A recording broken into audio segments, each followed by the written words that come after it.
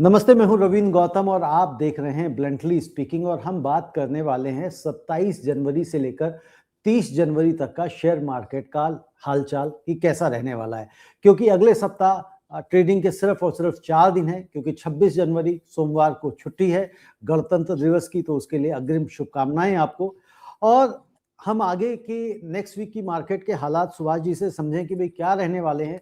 तो हम पिछले वीक का भी थोड़ा सा डेटा मैं देना चाहता हूँ, फिर उसके ऊपर सुभाष जी से प्रश्न भी है हमारे कि आखिर मार्केट में ये जो हलचल हुई इतनी बड़ी क्यों हुई। क्योंकि आपको याद होगा कि सुभाष जी के जो रेंज होते हैं वो ऑलमोस्ट इंटैक्ट होते हैं, रेंज से बाहर जाता नहीं है। 100 में से 98 बार, 97 बार, 96 बार, और बहुत ही कम कर लें तो 95 बार जो है ना, 95 ऐसे होता नहीं है, 96-97 तक इनकी एक्यूरेसी मैंने देखी है इतने समय में, तो वो रहती है। इस बार क्या हुआ कि जो सुभाष जी ने जो लोवेस्ट 25,250 दिया था, वो भी संभावना थी कि भाई वो टूटेगा नहीं, लेकिन उसके बावजूद भी 25,000 से नीचे यानी कि शायद 24,919 तक टच किया है। तो ये क्या कारण रहे जिसकी वजह से मार्केट ने इतना बड़ा गोता पिछले सप्ताह लगाया, और नेक्स्ट वीक हम किस तरह की संभावना मार्केट से कर सकते हैं, या जो ग्लोबल क्यूज या ग्लोबल हलचल इतनी चल रही हैं, जियो पॉलिटिक्स वाली सिचुएशंस जो चल रही हैं, उनकी वजह से अभी भी क्या असमंजस बरकरार रहेगा। इन सब विषय को हम सुभाष जी से समझेंगे। और आज शनिवार है जब हम ये रात के 11:30 बजे इसकी रिकॉर्डिंग कर रहे हैं। हालांकि ये अब रिकॉर्डिंग करते वक्त हमें याद आया कि सोमवार को मार्केट बंद है, तो हम एक दिन बात भी कर सकते थे, लेकिन अगेन दर्शक इंतजार करते हैं इसी दिन की, हाँ भाई शनिवार तक आ जाती है तो आ जाए। और सुभाष जी दिल्ली में नहीं है, सुभाष जी ठंड से बचने के लिए कहीं दूर चले गए हैं, तो वो भी पूछते हैं सुभाष जी कहाँ गए हुए हैं और वहाँ कैसा मौसम है। सुभाष जी आपका बहुत बहुत स्वागत है। हाँ जी, धन्यवाद रविंदर जी, सभी व्यूवर्स का भी बहुत बहुत धन्यवाद जो कंटिन्यूअसली मुझे फॉलो करते हैं। जी। और आप दिल्ली वासियों को जो है ना सर्द में ठंड में ठिठुरने के लिए छोड़ गए, और आप कहीं ऐसा लग रहा है गर्म जगह पहुंच गए हैं। नहीं, ये मैं तो अष्टविनायक यहाँ पे मंदिर हैं और ज्योतिर्लिंग है शिव जी का जो होता है ना, यहाँ पे औरंगाबाद और हाँ जी, पुणे, हाँ जी, हाँ जी। ये 4-5 जी। रोज की विजिट में हूँ मैं। तो ओके। अब देखिए, आपने कहा पिछली वीक अनएक्सपेक्टेडली 25,000 को भी तोड़ के 24,900 समथिंग हाँ, तक चला गया 919 था, 919 को 25,049 टच क्लोज किया। हुआ। हाँ तो इसके पीछे 1-2 कारण नहीं, बहुत सारे कारण रहे। जी। पूरे वीक ही स्ट्रेस में रहा Nifty, Sensex, mid cap, small cap. और अब इसके पीछे बहुत सारे कारण हैं, मैं सारे कारण आपको बताता हूँ। एक बिल्कुल। तो ग्लोबल ट्रेड टेंशन, हमारी जी।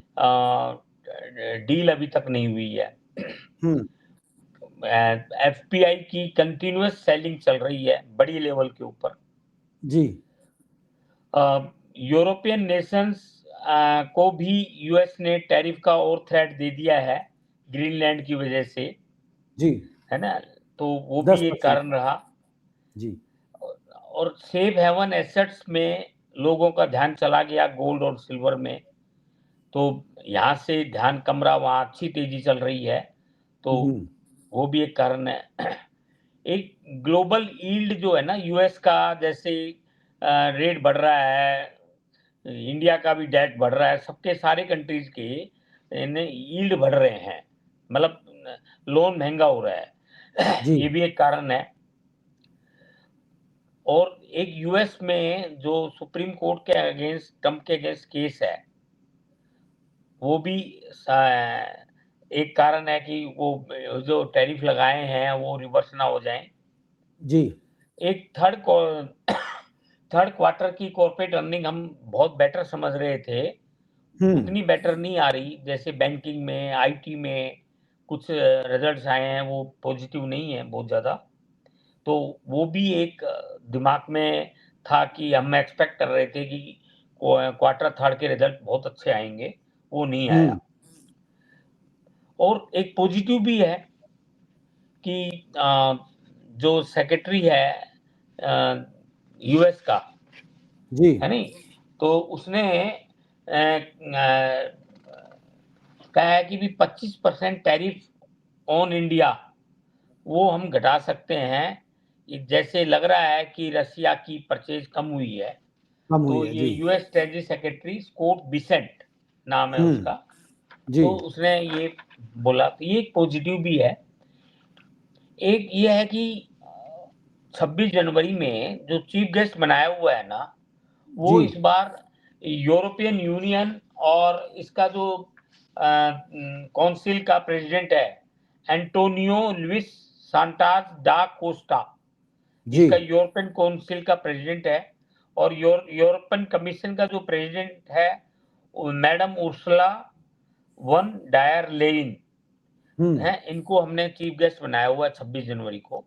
जी और ये 25 जनवरी से 27 जनवरी को रहेंगे। इंडिया यूरोपियन यूनियन का जो डील है वो लग फ्री रहा ट्रेड है एग्रीमेंट होगा, 99% ये साइन हो 27 जाएगा। जनवरी को हो जानी चाहिए, क्योंकि इंडिया भी कीन है और यूरोपियन यूनियन भी कीन है। क्योंकि वहां भी यूएस से थ्रेट मिली हुई है, इंडिया को भी थ्रेट है, तो दोनों का जल्दी, ये 10-12 साल से ये डील चल रही थी। 2007 में पहले चली थी, फिर 2022 के अंदर रही, फिर अब 2025 के अंदर अब एकदम तेजी से चल रहा है।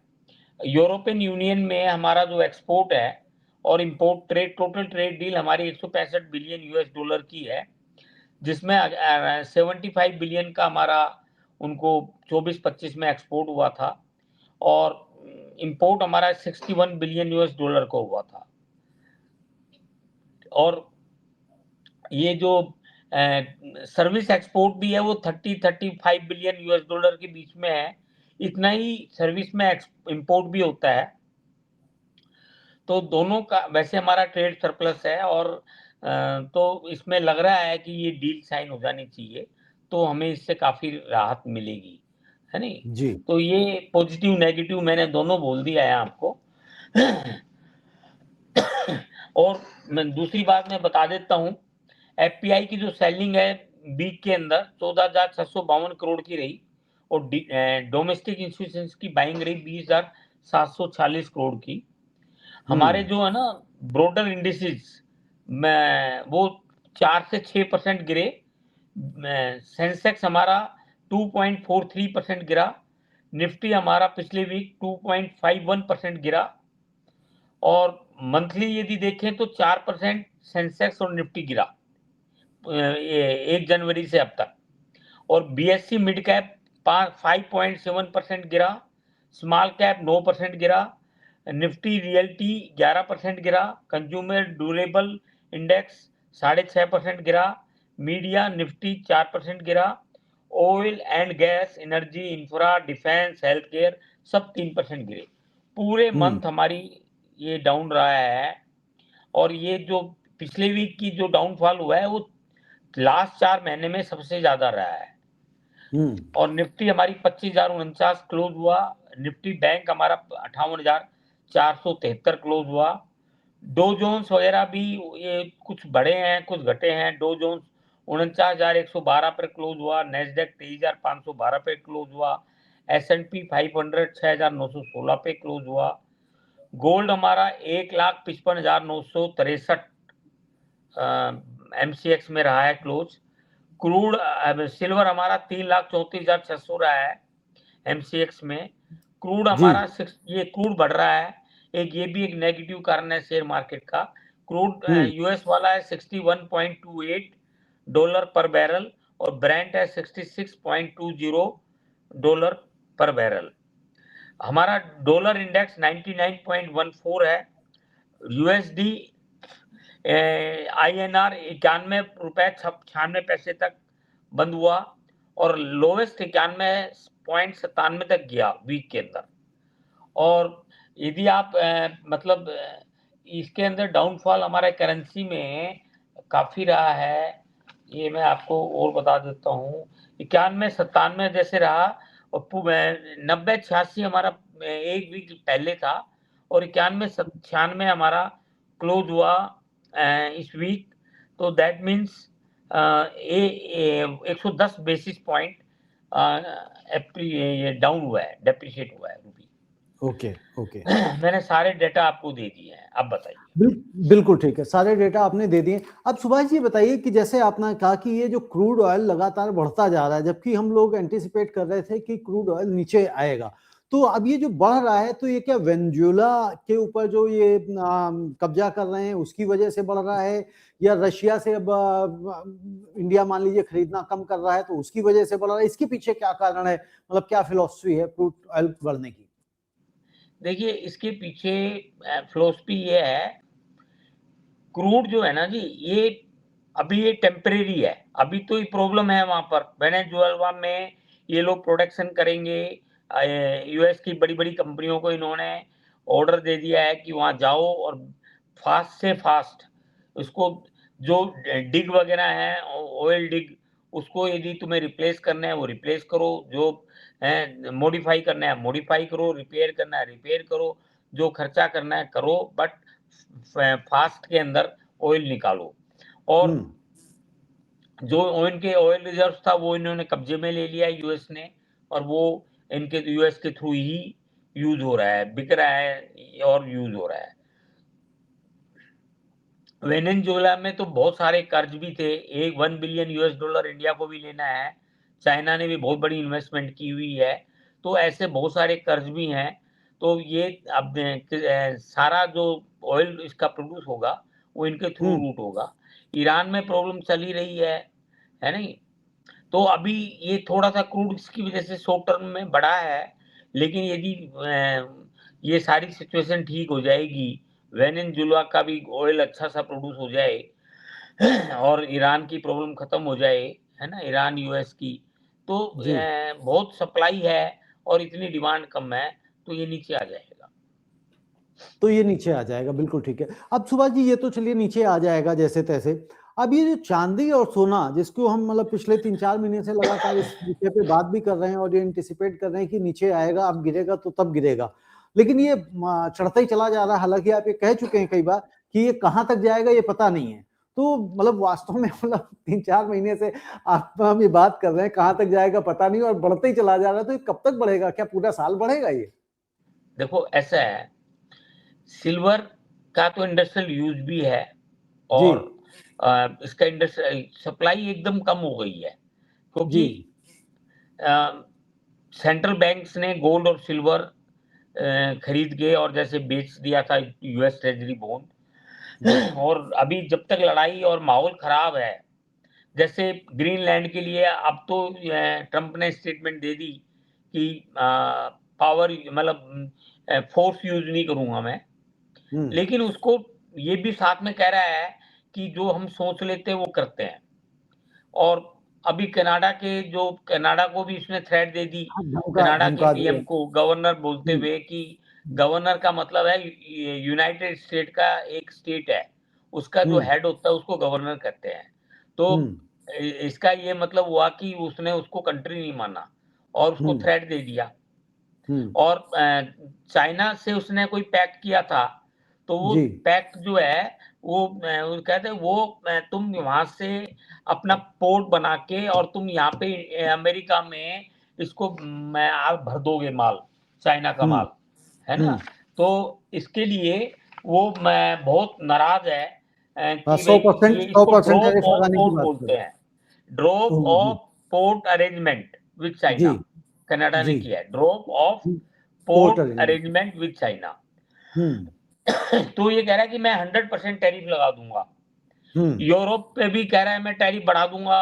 मतलब पूरे वर्ल्ड के अंदर किसी भी कंट्री से यानी इसके अब संबंध इस तरह के जो नहीं इसकी हैं। ना सुने वो कहते हैं टैरिफ लगा दूंगा। हाँ, और कनाडा के प्राइम मिनिस्टर ने अभी वर्ल्ड इकोनॉमिक फोरम के ऊपर इसकी दादागिरी के अगेंस्ट बोला है काफ़ी, तो ये चिढ़ भी हम्म, गया है और इसने बोला है कि लोग उसका तो स्टैंडिंग ओवेशन मिला वहाँ पे जो लोग थे और इसके लिए तालियाँ ही बजी लेकिन कोई ख़ास नहीं था।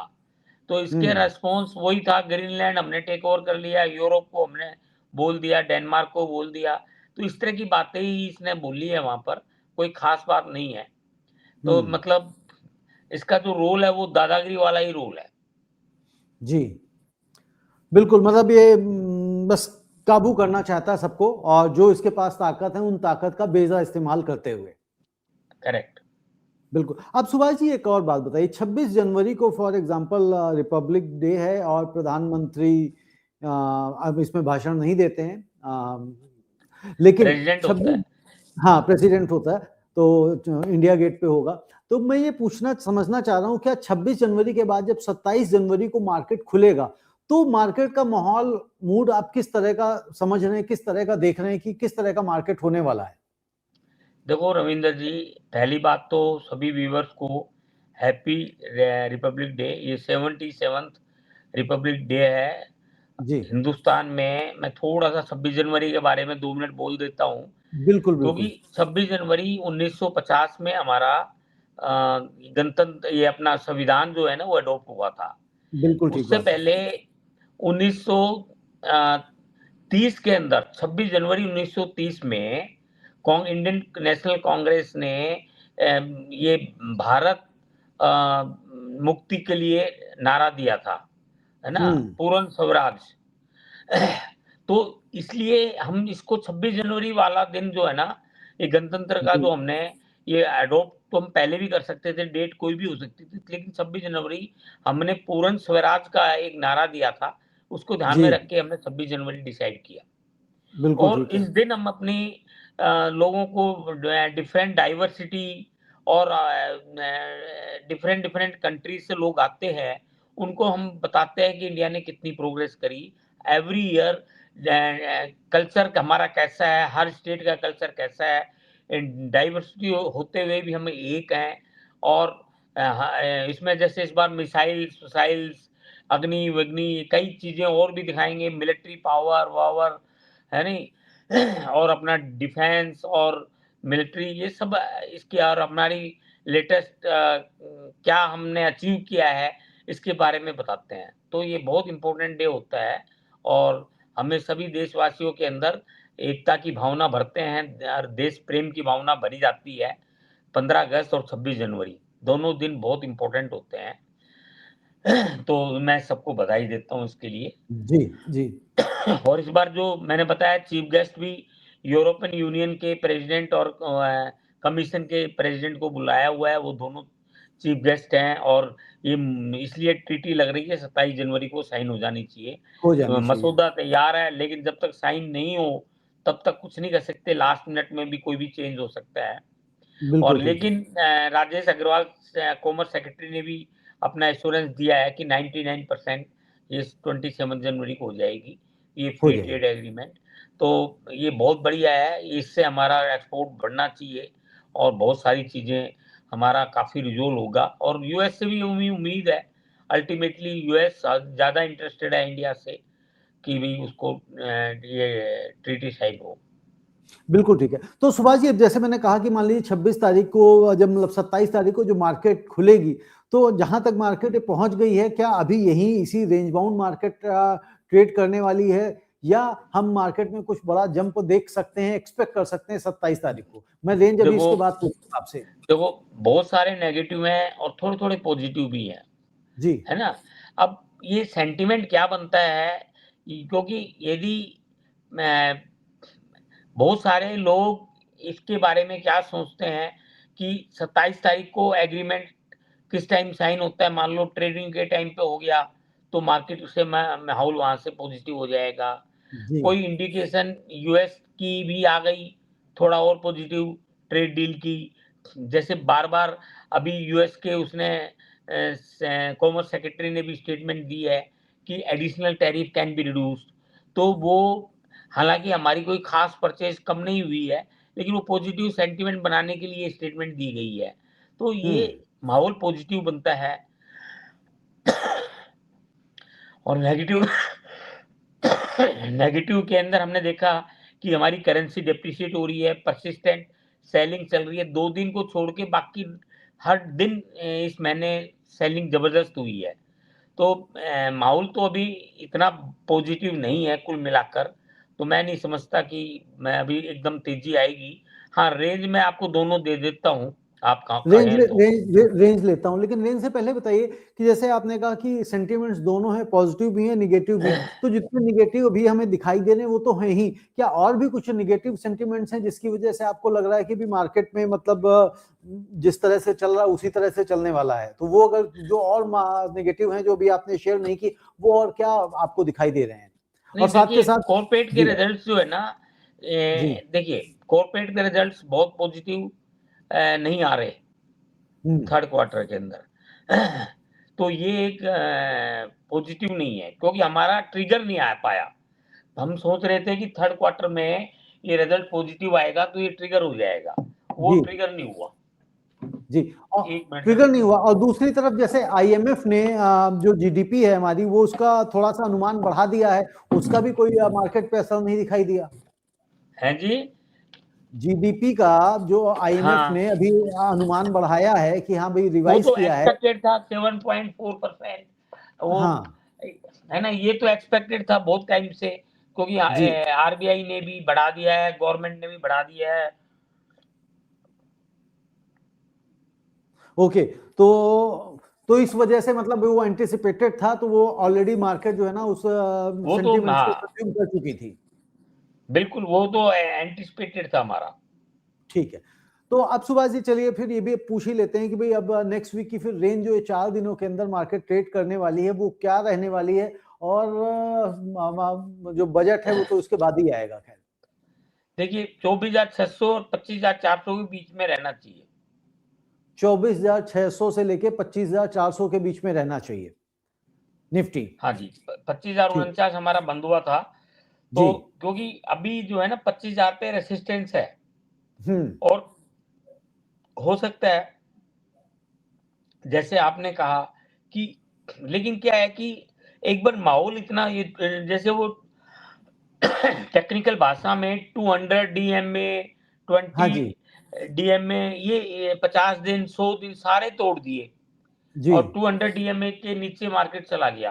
तो हम्म। वो एक टेक्निकल में बहुत पोजीशनें बन गई है और वो उसको ओके, वो सारे सेंटीमेंट को तोड़ने के लिए बहुत बड़ा ट्रिगर चाहिए फंडामेंटल, तब वो तो जाके अगर मार्केट में जी, अब तो अगर मान लीजिए ये यूरोपियन यूनियन के साथ जो फ्री ट्रेड एग्रीमेंट होना है, अगर ये हो जाता है तो क्या ये कोई बड़ा ट्रिगर बन पाएगा ये ये मार्केट को बड़ा ऊपर ले ट्रिगर जाने के है, लिए?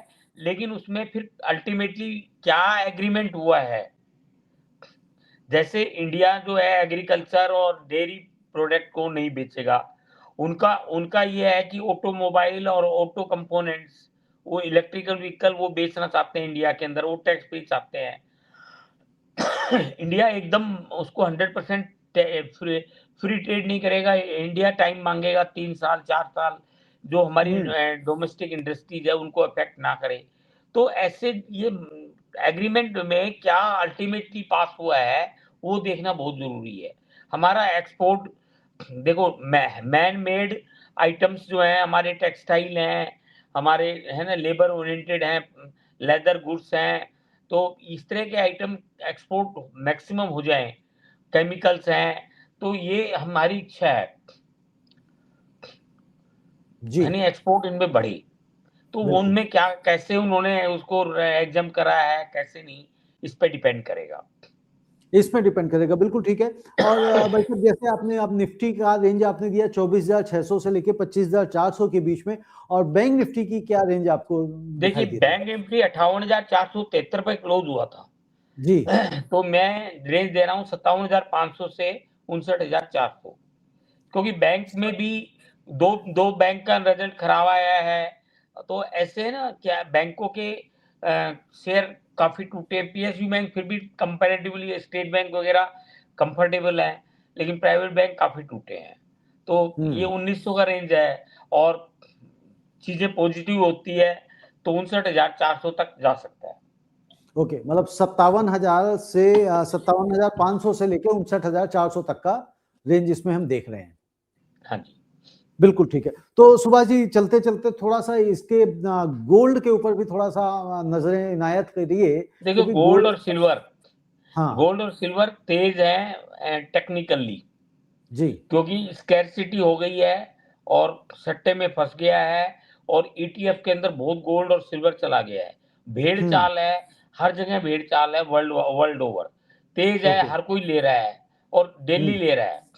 और जो माइनस वाले हैं वो कट रहे हैं, हम्म। जिन्होंने माइनस किया हुआ है। और जी। बुल लो भी बहुत हावी हो रही है और हम्म। फेडरल बैंक का सपोर्ट है, पब्लिक का सपोर्ट है। तो अभी तेज लग रहा है, लेकिन क्वेश्चन जरूर रखें, जब भी ये गिरेगा 35-40% गिरेगा। जब भी गिरेगा तो 35-40% गिरेगा। बिल्कुल ठीक है सुभाष जी, तो एक बार मैं दर्शकों को रेंज रिपीट कर देता हूँ। निफ्टी आपने बताया है कि 24,400 से लेके 24,600 से लेके 25,400 रहने की संभावना है, और बैंक निफ्टी 57,500 से लेके 59,900 रहने की संभावना है। लेकिन जब ये रेंज सुभाष जी देते हैं तो इसका मतलब ये बिल्कुल भी 59,400, 57,500 से 59,400 जी, 59,400। 59,400। तो इसका मतलब बिल्कुल भी ये नहीं है, किसी भी तरह की हम कोई रिकमेंडेशन आपको नहीं दे रहे हैं कि क्या खरीदना है और क्या बेचना है। ये मार्केट को समझने के लिए, मार्केट को स्टडी करने के लिए और आपकी फाइनेंशियल सेक्टर में, शेयर मार्केट में एजुकेशनल अवेयरनेस बढ़ाने के लिए ये हम कार्यक्रम करते हैं, ताकि आप मार्केट को, शेयर मार्केट को अच्छी तरीके से समझ सकें और शेयर मार्केट में पैसा आप निवेश करें, इन्वेस्ट करें। जो सुभाष जी की कंपनी यानी कि एसएमसी ग्रुप का जो स्लोगन है, मनी वाइज बी वाइज, तो कृपया करके अपने पैसे को जितना बचा के चलेंगे और संभाल के और दिमाग से लगाएंगे, तभी वो पैसा बढ़ेगा। सुभाष जी, आपका बहुत बहुत धन्यवाद। बहुत बहुत धन्यवाद। सभी व्यूवर्स का भी बहुत बहुत धन्यवाद जो मुझे फॉलो करते हैं। Once again happy republic day. ये 77th रिपब्लिक डे है। हमें अपने देश को मजबूत करना है, इसलिए सारे कार्य ऐसे करें जो देश को मजबूत करें। देश को धन्यवाद। मजबूत करें। बिल्कुल, बहुत बहुत धन्यवाद सुभाष जी, आपको भी बहुत भारत बहुत माता की जय। वंदे भारत मातरम।